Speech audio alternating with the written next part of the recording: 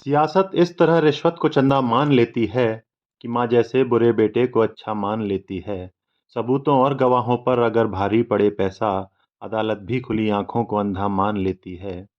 हुकूमत की नज़र से देखती है जब अदालत भी हुकूमत की नज़र से देखती है जब अदालत भी, तो एक तरफा हुए कत्लों को दंगा मान लेती है। नमस्कार दोस्तों, द सोशल डेस्क में आपका स्वागत है। दोस्तों, स्क्रीन पर आपको जो मैप दिखाई दे रहा है वो पश्चिम बंगाल का है और इसमें गौर कीजिए मुर्शिदाबाद की लोकेशन पर। यह इलाका बांग्लादेश बॉर्डर से लगा हुआ है और एक अत्यधिक संवेदनशील इलाका है। दोस्तों, मुर्शिदाबाद हिंसा को लेकर एक बहुत ही शॉकिंग और स्तब्ध करने वाली रिपोर्ट सामने आई है, जिसे मैं आपके साथ साझा कर देता हूँ। आपको याद होगा जब अप्रैल में केंद्र सरकार वक्फ अमेंडमेंट बिल पास करती है और उसके बाद मुर्शिदाबाद के बेटमोना नामक गांव में एक हिंसा की आग भड़क जाती है। बेटमोना गांव में एक पिता पुत्र की हत्या उनके ही पड़ोसी द्वारा कर दी जाती है, जिसके पीछे वजह बताई जाती है कि किसी वक्फ प्रॉपर्टी या प्लॉट को लेकर उनके बीच विवाद था, जिस पर हमला करने वाले पक्ष ने उसे वक्फ प्रॉपर्टी के अंतर्गत क्लेम किया हुआ था। दोस्तों, इन पिता पुत्र की हत्या की खबर पूरे इलाके में फैल जाती है, जो धीरे धीरे एक बड़ी हिंसा का रूप ले लेती है। हिंसा इतनी बढ़ती है कि केंद्र सरकार को बीएसएफ की कंपनियों को वहां डिप्लॉय करना पड़ता है सुरक्षा व्यवस्था संभालने के लिए। राज्य प्रशासन लगभग निष्क्रिय या कहूं कि पंगु नजर आने लगता है। इस घटना के बाद कलकत्ता हाईकोर्ट एक 3 सदस्यीय जांच कमेटी का गठन करता है, जिसे फैक्ट फाइंडिंग कमेटी कहते हैं, जिसके सदस्यों के नाम आपको स्क्रीन पर दिख रहे हैं। ये तीनों सदस्य हाईली कॉम्पिटिटिव थे इस फैक्ट फाइंडिंग कमेटी के लिए। ये फैक्ट फाइंडिंग कमेटी 27 अप्रैल को अपनी जांच रिपोर्ट कलकत्ता हाई कोर्ट में सबमिट कर देती है। इस जांच कमेटी के जो फाइंडिंग्स हैं वो बहुत ही भयावह, शॉकिंग और स्तब्ध कर देने वाले हैं। दोस्तों, इस जांच कमेटी में बताया जाता है कि resident of Shamsherganj and degree हिजरत ताला, ये है शमशेरगंज और हिजरत ताला और डिग्री के जो रेसिडेंट्स हैं वो फेस कवर करके, फेस पर मास्क पहनकर मुर्शिदाबाद के बेटबोना गांव के इलाके में आते हैं। लोकल काउंसलर नेमली महबूब आलम उपद्रवियों के साथ, महबूब आलम नाम के जो वहाँ के पार्षद हैं, वो भी उपस्थित रहते हैं। It is said that MLA is also present on Friday. Friday यानी 11th ऑफ अप्रैल को वहाँ के लोकल एमएलए वो भी वहाँ प्रेजेंट रहते हैं और वह इस घटनाक्रम को देखकर वापस चले जाते हैं। But the violence continued till 12th अप्रैल 2025 और 12 अप्रैल तक वो वायलेंस कंटिन्यू रहता है। कंटिन्यूअसली लोगों के घरों, दुकानों और व्यापारिक प्रतिष्ठानों को चुन-चुन कर निशाना बनाया जाता है।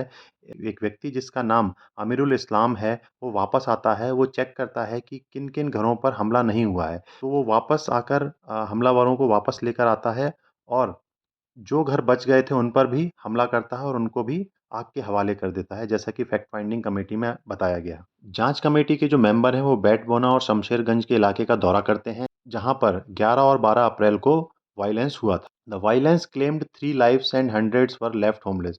इस घटना में 3 लोगों की जान चली गई, एक पिता पुत्र और एक और व्यक्ति, इसमें जान चली जाती है और सैकड़ों की संख्या में लोग बेघर हो जाते हैं और पलायन करने को मजबूर हो जाते हैं और लगभग 300 लोगों को पुलिस द्वारा अरेस्ट किया जाता है। The report claims that as many as 113 houses were affected badly. Report में बताया जाता है कि ये लगभग 113 हिंदू घरों को चुनकर निशाना बनाया जाता है और उन्हें आग के हवाले कर दिया जाता है। दोस्तों, इस रिपोर्ट की फाइंडिंग्स में एक स्तब्ध करने वाला पहलू ये भी है कि इसमें पुलिस की भूमिका और रवैये पर सवाल उठाया जाता है।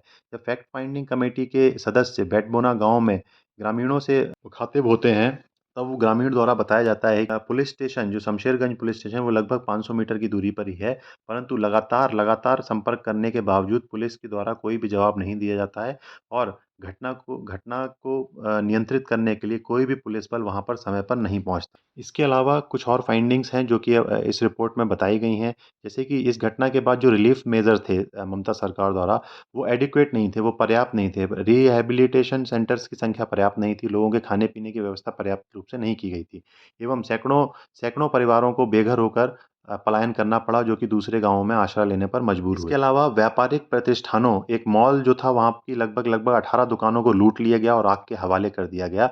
इन व्यापारिक प्रतिष्ठानों की लूट और आगजनी के कारण इन परिवारों की डेली रोजी-रोटी पर भी सवाल खड़ा हो गया है।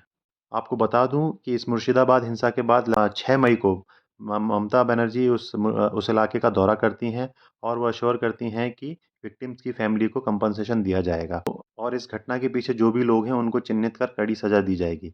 परंतु गौर करने वाली बात यह है, आज तक किसी भी टीएमसी लीडर के ऊपर किसी तरह की कोई कार्रवाई या किसी तरह का कोई बयान नहीं आया है, जो ममता सरकार के कार्रवाई वाले बयान पर प्रश्न चिन्ह खड़ा कर दोस्तों आपको बता दूं इस मसले पर राजनीति भी बहुत गर्म हो चुकी है।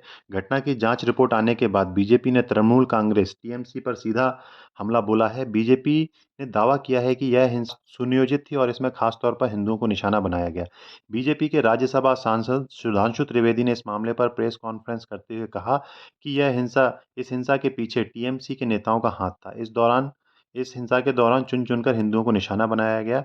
यह साफ तौर पर एक सांप्रदायिक हमला था, जिसकी योजना पहले से बनाई गई थी। दोस्तों, इस ममता सरकार द्वारा इस मामले पर सभी से शांति बनाए रखने की अपील की गई है। मैं आपको बता दूं, इस तरह की घटनाओं के दूरगामी परिणाम बहुत ही भयावह होंगे और राजनीतिक दल अपनी-अपनी सत्ता की रोटियां सेकने के लिए अब इसमें कूद पड़ेंगे। आपको बता दूं आगामी पंचायत चुनाव में हर एक राजनीतिक दल अपने-अपने तरीके से इस तरह के दंगों का लाभ उठाने की कोशिश करेगा। दोस्तों मेरी अपील है आप सभी लोग शांति बनाए रखें। दोस्तों आज के लिए बस इतना ही। आप बने रहिए द सोशल डेस्क के साथ। For more insights into global strategic affairs analysis please do like and subscribe this channel. Thank you.